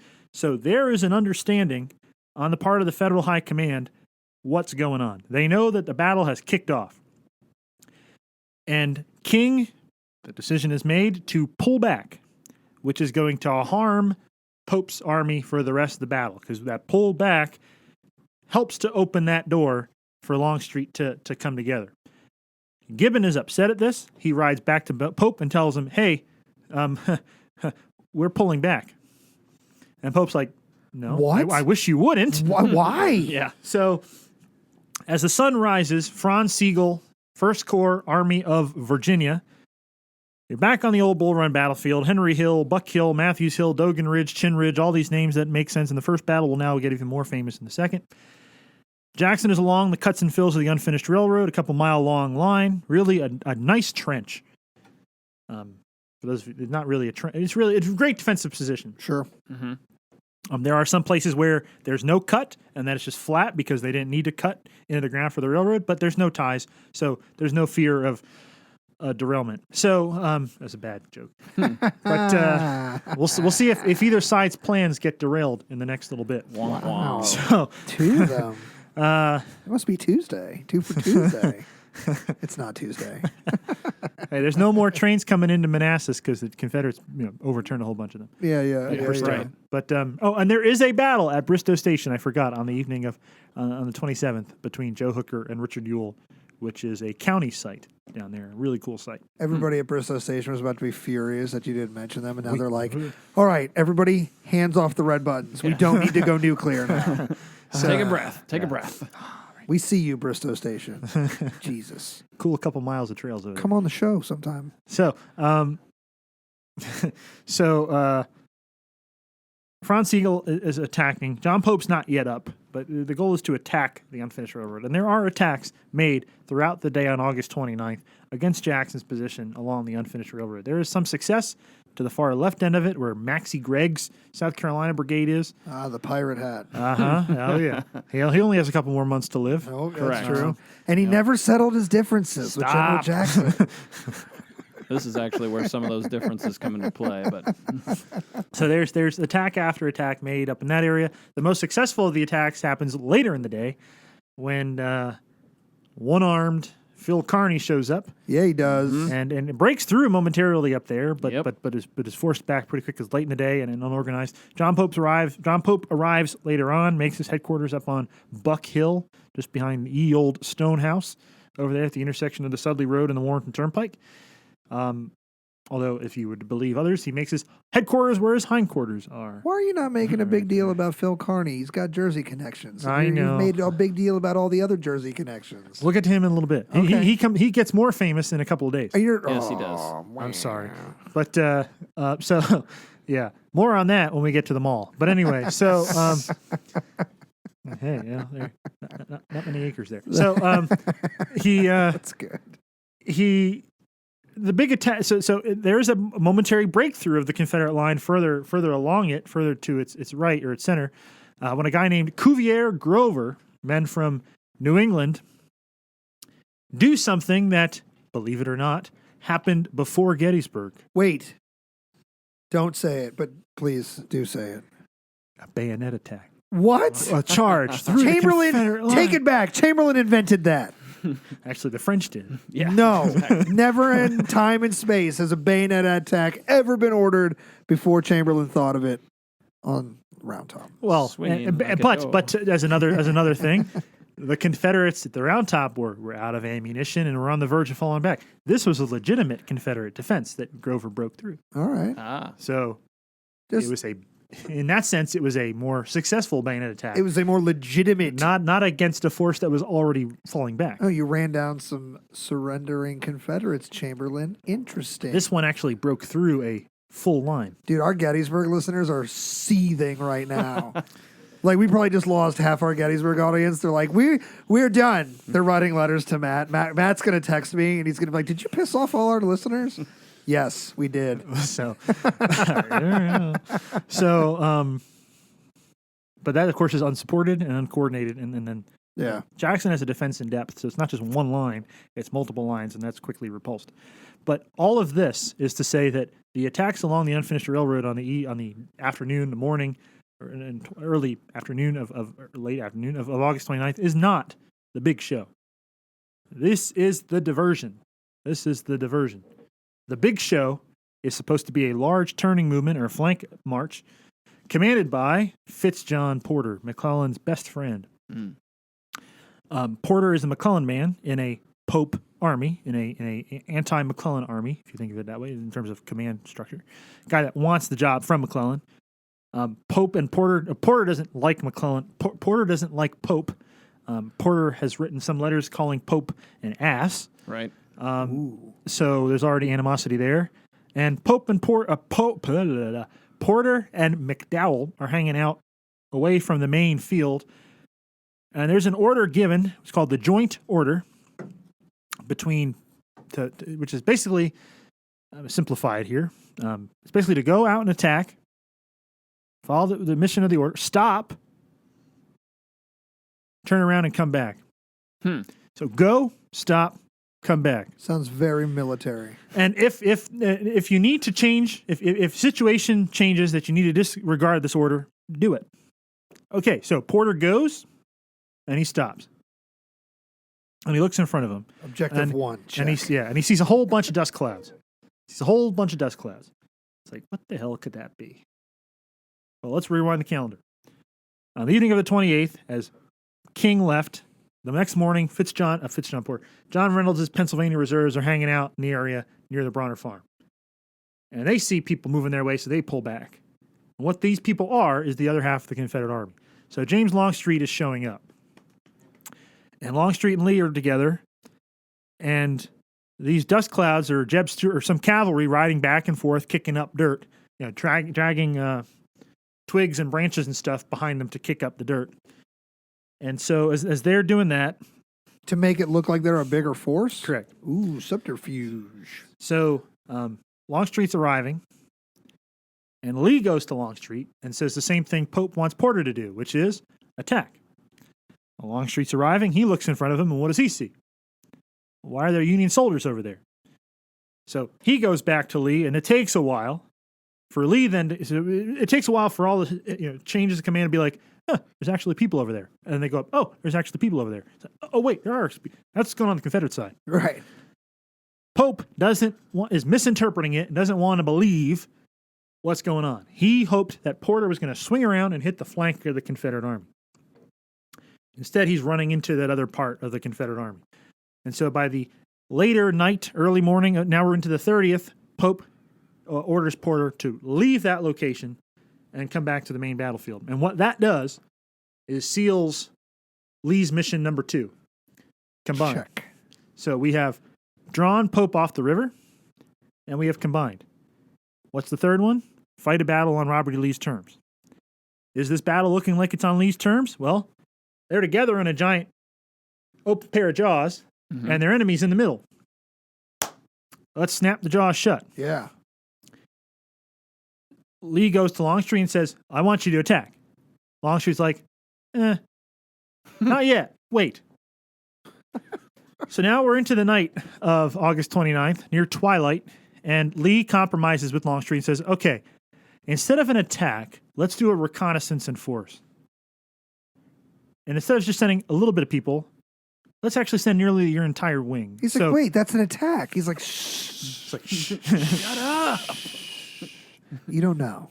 It's not. It's a reconnaissance in force with everybody. So they're heading eastbound. They're heading eastbound on the Warrenton Turnpike through the village of Groveton. As they're doing that, John Pope has ordered Irvin McDowell, his number 2, to push westbound on the Warrenton Turnpike to recon the retreating Confederate army. Now, it's important to... I was going to say, why does Pope consistently believe the Confederate army is in retreat? Because we see this when Jackson's wing is initially moving around him. We see this throughout the Second Bull Run or Second Manassas fighting. Is it just his own bravado and his own belief in himself? Or is he getting bad intel? So that morning, a cavalier by the name of John Buford had been hanging out to the west, and he noticed Confederate soldiers moving through Thoroughfare Gap, right, down into Gainesville and Haymarket, and he stood out there and he counted how many flags were in this force. And then he rounded up to how many there could be. And he took that information and he brought it to his supervisor, a guy named Irvin McDowell. Remember, he held all the livelong day at Thoroughfare Gap. But they never came, and they held for nothing. Yay, Pat. Thanks for joining me on that one. So Buford hands this document, this crucial information, to McDowell. What does McDowell do? He takes it. And he eats a watermelon. He looks at it. He takes it. Maybe he does. But he takes it and he pockets it. He crumples it up and he eats it. This looks like a watermelon. I remember the last time I was here, I ate a watermelon. He's like, I never got this. And then he eats it. And they're like, but. And he's like, I never got it. Yeah. Oh, whoa. I thought it was a watermelon. So he doesn't really eat it. Just that was a joke for all of our literal Larrys out there. He doesn't eat it. So he pockets this crucial information. And so Pope doesn't get that info until later that night. And so part of it probably is that Pope is just fully on the belief that he's facing a Confederate army. Mm-hmm. And something else is going to happen that's going to help him with the retreat. And I'm going to get to that in a second. Okay. So they bump into each other out near the village. So the westbound folks and the eastbound folks don't know the other guy's going. And they bump into each other, and there's this clash on the evening of August 29th. It sees a little back and forth in the area of Groveton, the village of Groveton, and both sides pull back. The sun's going down. Longstreet's people are still arriving. And so as the sun goes down, there's a division of Longstreet's wing commanded by a fella named Richard Herron Anderson. The sun goes down. He's walking in the dark. He thinks he's arrived at his point in the line, and his men go to bed. And they wake up. The sun comes up, and what do they see? They overshot where they're supposed to be. So they decide, oh crap, our line's back there. So what do? They turn around and they walk backwards. They head westbound. Who picks that up? A guy named Marsena Patrick, who reports that to McDowell, who reports that to Pope. So how does Pope interpret that? A retreat. They're heading westbound. They're getting the heck out of here. Not only that, he's of the belief that this is a rear guard situation going on out here to the west. And so on this information, he is going to decide, as he calls it, a pursuit of the Confederate Army. And that pursuit is the largest federal attack of the battle. Commanded by Fitzjohn Porter. So you're going to send Porter's Corps against Jackson. Overnight, as Porter was returning to the main battlefield, some of his men went the wrong way and got wayward and ended up in Centerville.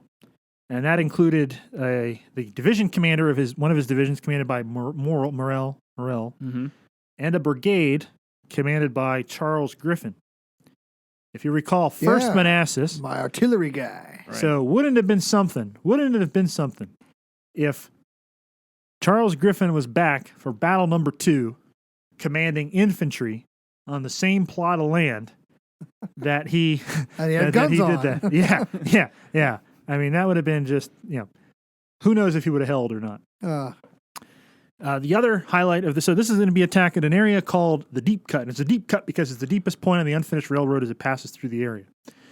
It's an open space. Just for giggles, James Ricketts, who you mentioned a little bit ago, was also back with infantry. Damn straight he was. So so that in the morning of the 30th, him and I forget the other division commander he's up there with, but they go up to the Sudley area after hearing from Pope that, they're retreating. And Ricketts is like, let's go find out. Yeah. And they go up and they're fired upon. So it's like, nope, they're there. They're there, sir. They're not leaving anywhere. But it's just interesting that entire battery line from Henry Hill to Climax is back, and they're back with infantry. Yep. So they're not even back in the red stripes. They're back wearing blue stripes on their uniforms. So there's the guys that attack. It's going to be a combination of 5th Corps men, the division now under the command of Daniel Butterfield. Dan Butterfield. Dan Butterfield.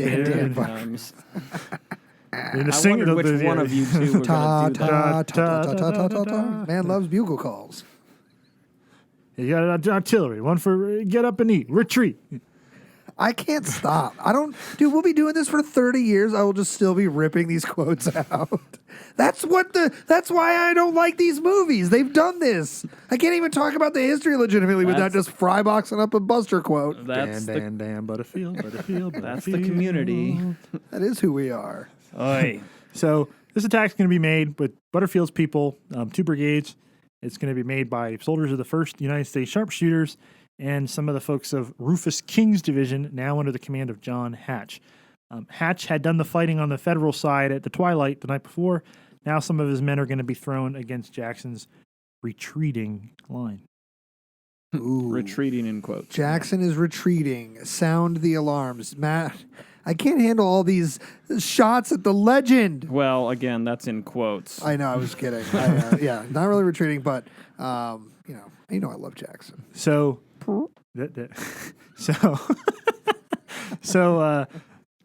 This is, think of it like swinging like a door. That's what this attack's going to be like, moving through the open field. You're going to have one brigade is going to be in a line of battle.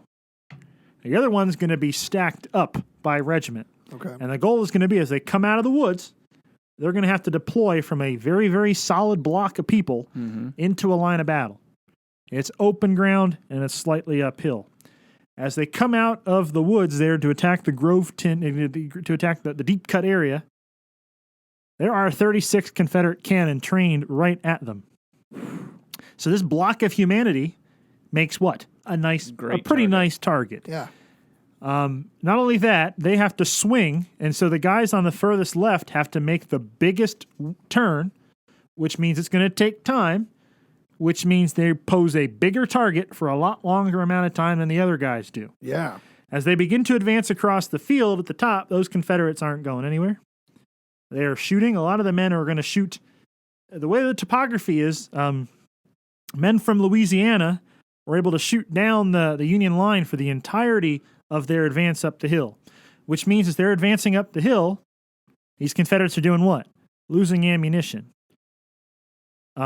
Along this cut area, some of it's wide open. They didn't have to cut. Others is deep and others not too deep. So you have some Confederates that have no protection, and you have some Confederates that have a whole bunch of protection. Too much protection. Too much, yeah. So there is a momentary breakthrough on this Confederate line, not where it's the deep area, but where there's no cut at all, because it just plow right through them. Right. Behind that position is a brigade of Virginians commanded by William Baylor. If you remember him, that's a Stonewall Brigade hanging out back there.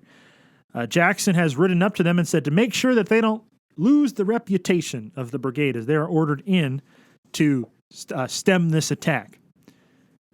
In that, Colonel Baylor is going to grab the flag, I believe, of the 33rd Virginia. He's going to wrap himself in it and advance forward, and is going to meet his end somewhere in that counterattack. This is also one of the few times where two things are happening. One, it's probably the finest hour for Confederate artillery on any battlefield of the American Civil War, with the exception of probably Fredericksburg. Where a chicken couldn't live, famously. Yeah. Right. And the other one is Tom Jackson asks for help. What? Thomas Jonathan Stonewall Jackson asks for help. Wow. And he goes to Longstreet and he asks for help. Now, you remember that open pair of jaws, it's about 4+ miles worth of humanity. So it would take time, and there's no direct road. So it would take time for Jackson to go to Longstreet, ask for help. Longstreet to tell a division to get moving, to mobilize, swing all the way back over there. And by that point, who knows what would go on. So instead of sending a division of infantry, Jackson gets the help of 4 cannons. The Dixie artillery, and that brings the number to 40 Confederate cannon. And it's a killing field. I mean, it's not good for the Federal Army. What ranges are we talking about here? Mile. Yeah, well within range. Yeah. Mm-hmm. Now, just to reiterate real quick, Anthony, it's the federal forces that are attacking. These are Army of the Potomac troops. Army of the Potomac and Army of Virginia. Okay, so both of I them think, are. here Okay. both are represented on the field. The only reason why I'm asking is because one of the things that I have run into numerous times is that, the Army of the Potomac never made it to Second Bull Run. They were False. on their way, and that is horse hockey. Not the whole army, but they were definitely there. Dwight Right. Schrute, false. And- they get and shot at, they die on the field in Second Manassas. They bleed badly. Yeah. Large portions of the Army of the Potomac bleed badly at Second Bull Run, Second Manassas. Oh yeah. I mean, some of them make it to Centerville and then look and they're like, maybe not. But No, there are people dying at the cut here. There are people from the Army of the Potomac that are dying. Take and that put it in your history pipes and smoke it. and some of the worst Army of the Potomac guys to suffer are yet to come. Right. True. So this attack is beaten back pretty handedly. The 2nd Division of the 5th Corps under George Sykes looks and is sort of like, yeah, no, we're not helping. And so Longstreet gets a message from Lee that basically is like, okay, the floor is yours. And so by this point, there are 10,000 United States Army soldiers south of the Warrenton Turnpike. John Pope believes that a counterattack is going to be made by the Confederates north of the Turnpike. And so he's going to send the division of Pennsylvania Reserves, commanded by John Reynolds, including the likes of George Gordon Meade, Snapping turtle. northbound to stem this attack, which is obviously coming from north of the Turnpike. There are 3,000 Federal soldiers facing off against high 20,000s south of the Turnpike. And so at 4 o'clock, James Longstreet's wing of the Confederate Army surges forward. It's a 2-mile-long line. Pickett's charge is a mile long. Right. This is arguably the largest infantry attack. Is Second. it the second? Okay. Gaines's Mill is number 1. That's Good- that good entire point. army goes Right. forward. Good point. This is, but to put into context, largest Federal attack, 10,000 men. Porter, deep cut. This is double the length of Pickett's charge and over 2.5 times worth as many people. That's a big attack. Huge. That's a football stadium Yeah. going forward Exactly. to face off against 3,000 people. Those aren't speed bumps. Those aren't roadblocks. Those are speed bumps. Yeah. Yeah. First up are 1,000 New Yorkers. The 5th and 10th New York, commanded by Gouverneur Kemble Warren. 5th New York has 500 men. They lose 123 or so men killed in 10 minutes of fighting. Jesus. Highest loss of life on any Civil War battlefield in the entire war, north or south. Des Zouaves. They're wearing colorful. One Texan who attacked that area says that the field looked like a field of Texas wildflowers. Just scared. And those, again, you can say numbers all you want in modern times.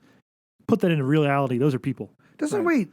Doesn't DeRay get shoot up at Antietam? Later on, yeah. Yeah. So this is worse The 5th New York. for them? The 5th New York claims that it's destroyed at Second Bull Run. They fight They felt- literally they feel weeks later. They're a vortex of hell. Right. Yeah, Pohanka's book, Vortex of Hell. Now, obviously, they're not entirely destroyed, but initially they think they are. Like, their commanders are saying the 5th is gone. Okay, because my brain is like, they fight at Antietam. Right, but And they're they a get lot shoot there. smaller. Yeah. True. Everybody's a lot smaller at Antietam. True. All right. Okay. So they attack. They're beaten badly. But the whole purpose now is buying time. Right.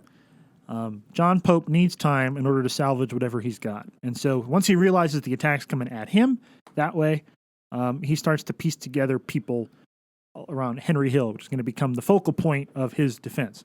Same place that saw the action during the first battle. Next up are Pennsylvanians and a battery of artillery. That doesn't pose much of a threat. That's another speed bump. And next up, you reach Chin Ridge. There are 1,500 Ohioans who are going to sacrifice to determine the fate of the nation.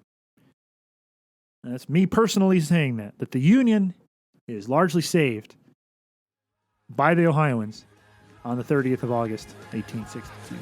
Our Jersey guest here really giving some love to Ohio. Don't give Ohio credit. Hey, stop it. They do their job. I do. There's never going to be a state other than Maryland I'm like, give credit to. It's only the old line state. Gosh. So they buy it 90 minutes. And some of the worst fighting of that battle takes place on that hill, on that ridge. You have George Patton's grandfather and Richard Nixon's great-grandfather all fighting on that hill.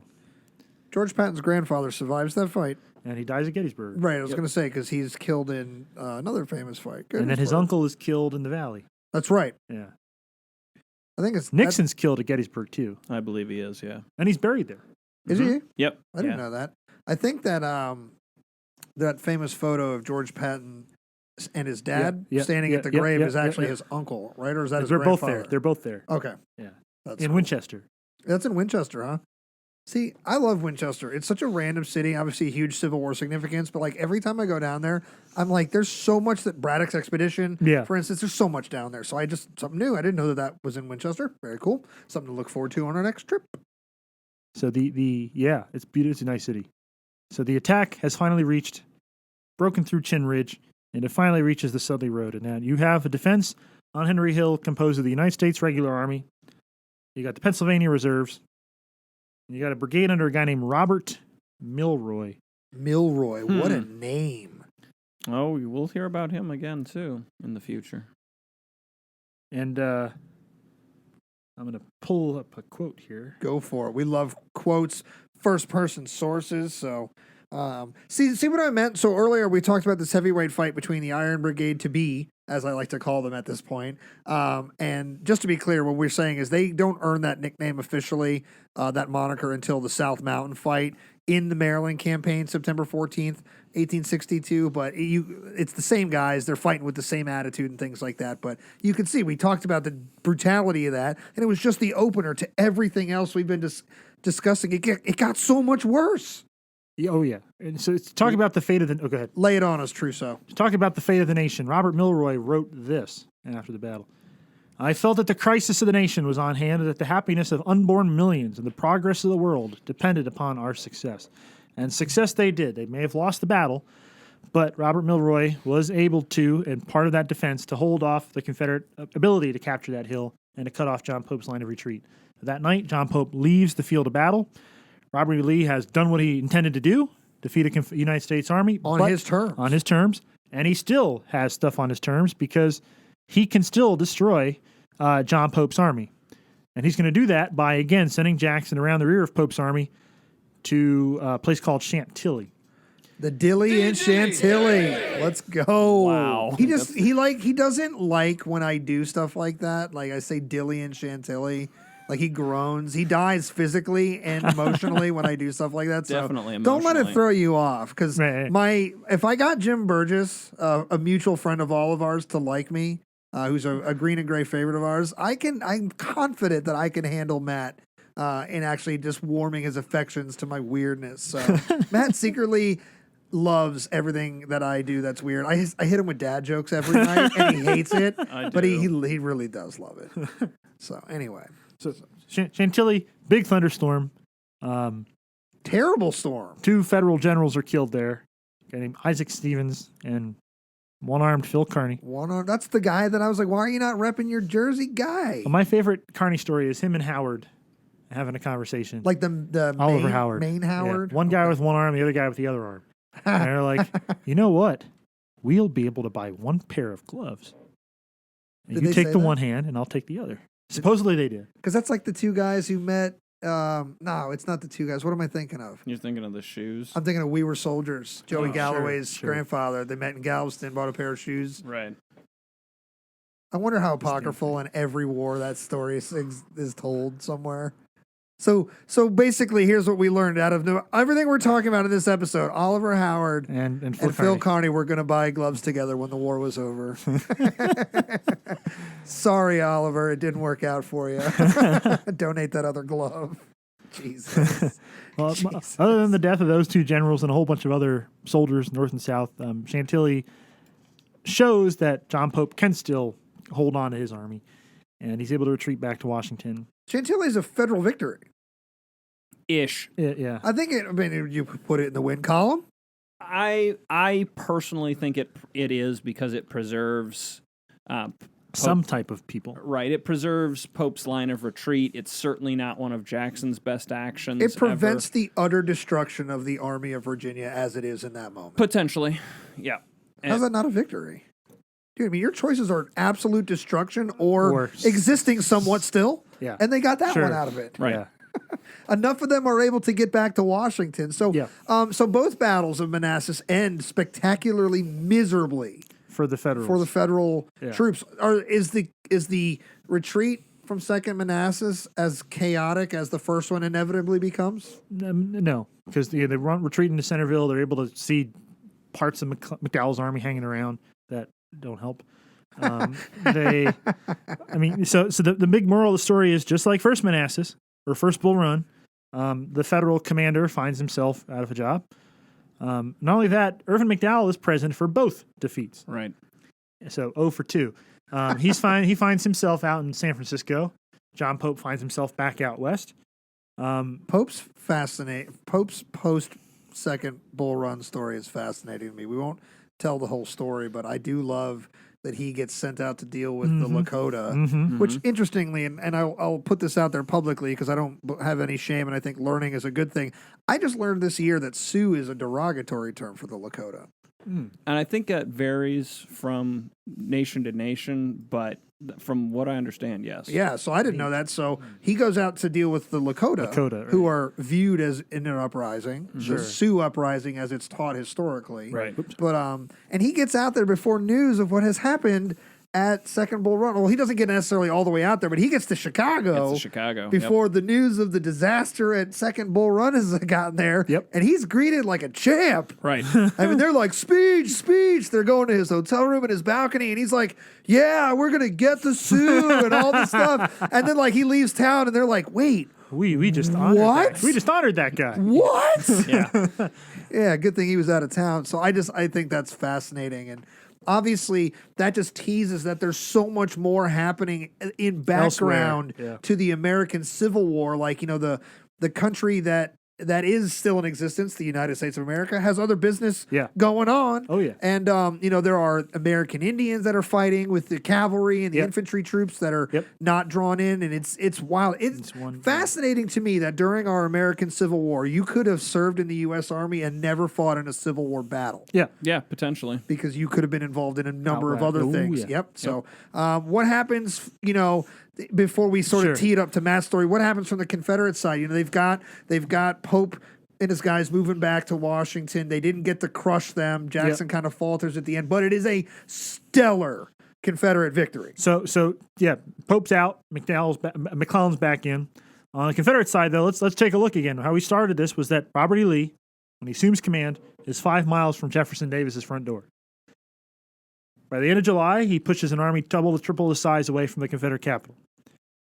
By the middle of August, the war's in central Virginia. By the end of August, it's back where it all started. It's along the Potomac, basically. He's able to get it north, way north of Richmond. 2 weeks later, where are we headed? We're not just headed north of Richmond. We're headed north of Washington, D.C. That's right. So Robert E. Lee is able to put himself and put the Confederate cause on the map with that Northern Virginia campaign and with the victory at Second Manassas. And it changes again. We talked about Pope changing the nature of war. Lee's changing the nature of the war, the direction of the war, because the war is not going to return back to Richmond for 2 years until it's almost over. Until Ulysses S. Grant shows up. So, and there'll still be another 4 more people that Lee is going to push out of their jobs. Yeah, I mean, he gets McClellan again. He gets McClellan, Burnside, Hooker. He gets Hooker. I mean, Meade keeps his job, but it's just overshadowed. Sure. I think it's pretty wild that, this is one of the it's looking possibly the best it's going to look for the Confederacy. Yep. As far as the total war focus. Because remember, whether we talked about it in the first episode or not, in this war, or in this episode or not, the basic objective for the Confederacy was to basically defend yourselves and hold out long enough for international recognition. And now they've gotten all those things, plus now they've got enough momentum that they're like, fine, you're not going to give us the recognition? We'll show you why. And they're going to go and earn it now. Earn it, yeah. Mm-hmm. And we've done this in 90 days. Yep. Like we went from the war was over to the war is not. We might have a freaking shot in 90 days. 90 days. It's one of the greatest military turnarounds in history. A lot of that on Robert E. Lee's shoulders. Sure. Only on Robert E. Lee's shoulders. We take a lot of I'd like to take a lot of craps on the Confederate leadership, but this is one of those you got to give it where it's due. Yeah. Right. And I mean, he definitely takes an army from its heels to digging in their toes on offense. To its zenith. Yeah, they're rolling. So, and that's where this story steamrolls into our esteemed co-host here's bread and butter, right? Because they crossed that river, thus beginning the 2-day battle at Sharpsburg. You mean there's a whole other campaign? What? No, but it begins what I consider to be the 3 most critically important weeks in our nation's history. Because up until they play out at this point, this is one of the most critical. Everything is to this point, but I think Matt and I talk about this in length. The 3 weeks in September really shape what our nation is and what it's going to become. Mm-hmm. And no matter what happens with the rest of the war, there's great and epic moments. This is another shot at Gettysburg at the high water mark. I mean, it's all downhill after the Maryland campaign if you think about it. So and on all that wouldn't have happened. Gettysburg's, any of the Antietam, none of that would have happened without 3 days in Northern Virginia. And losing 3,500 Americans losing their lives, 21,000 killed and wounded, missing. 20 total between both battles is 28,000+ people, and it's not the Gettysburgs of the world. It's not whatever. 3 days in Northern Virginia in late August of 1862 makes all that else possible. Right, because those might not happen if they lose. Yeah. They might just go, okay, back to defense. Right. That was a little too aggressive. Maybe a little too aggressive, Bobby Lee says, but no. And that's where the dangerous, what if, because it doesn't play out any differently. There is momentum. They do cross the river. Yeah. There's a campaign. There's another one that follows a year later. There's another one that follows the year after that. Smaller in scale, but critically important at Matt's top secret site. Go find out more about it this summer. Just Google Matt Borders, Google where Matt Borders is associated with, and then go find him and hang out. This was a lot of fun, Mr. Trousseau. We did both battles of Manassas with you, and I was enamored and enthralled through both episodes. You're a fantastic storyteller. I can't wait to hear more from you in the historical realm. Outside of the Civil War, you got anything else you like to talk about? My favorite thing that's not the Civil War is the creation of Ireland as a free state, and the Easter Rising, and all that stuff. Nice. We're having you back. If you're willing to talk about I'll talk about the Easter Rising. We're having you back. The coolest thing in the world history, I think, is the creation of the Free State of Ireland. Nice. And Mr. Trousseau is doing his own Civil War research, too, not only for his job, but for his Francis Channing own. Barlow. That's right. Are you writing about Barlow? Isn't that? I'm not going to dignify that. Yes. You're goddamn right I am. Yes, he is, folks. That's a good sign. Keep your eyes out for that as well.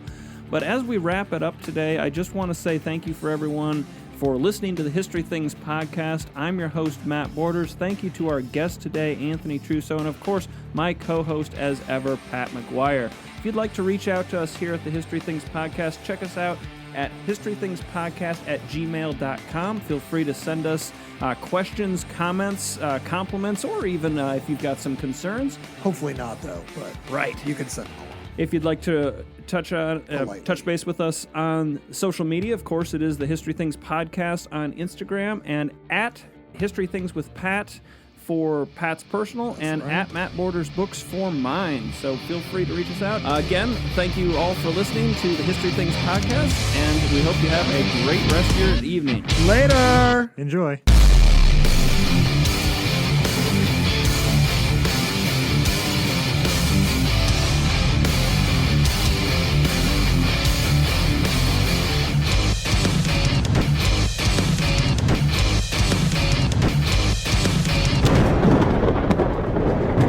You've been listening to the History Things podcast. Follow the guys on Facebook and Instagram at the History Things podcast for all the latest news and exclusives. Make sure to also follow Pat and Matt on their social medias at History Things with Pat and at Matt Borders Books. Have a question, comment, or compliment for the show? Send us an email at historythingspodcast@gmail.com. Thanks for listening. We hope you enjoyed the show.